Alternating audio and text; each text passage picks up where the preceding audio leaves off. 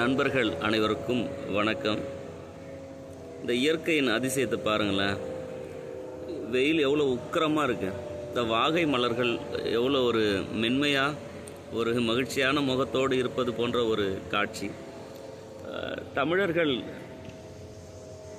இந்த இயற்கையில் இருக்கக்கூடிய அனைத்தையும் தன்னுடைய கற்பனை திறனுக்கு ஏற்ப அதனை தற்குறிப்பேற்ற அணின்னு சொல்லுவாங்க.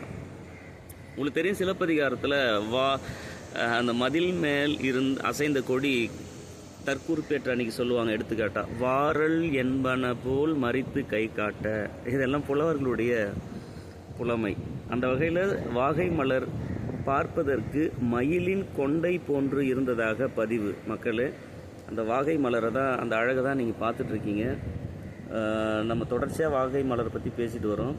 வெற்றி வாகைன்னு சொல்லுவாங்க. இப்போ தமிழக வெற்றி கழகத்தின் அடையாளமாகவும் இது அவங்க எடுத்துக்கிட்டாங்க. யார் எப்படி கொண்டாடினாலும் இது தமிழருக்குரிய ஒரு அற்புதமான இயற்கை சொத்து.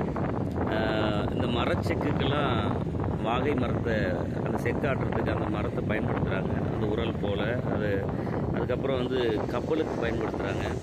இலக்கியங்களில் பல இடங்களில் வாகை மலருடைய அழகு வருது. வாகை நெற்றுகள் உங்களுக்கு தெரியும். நேற்றைய பதிவில் அது காய்ந்து காற்றின் அந்த திசைக்கு வளைஞ்சு கொடுக்கும்போது ஏற்படக்கூடிய அந்த சத்தமானது பறை இசை முழங்கியது போன்று இருந்ததாக பதிவு. மக்களே, வாகை மலரின் அழகு தான் நம்ம பார்த்துட்ருக்கோம். அடிக்கிற வெயிலில் எவ்வளோ ஒரு மகிழ்ச்சியாக தன்னுடைய முகத்தை நமக்கு காட்சியாக கொடுக்குறாங்க. நன்றி, வணக்கம்.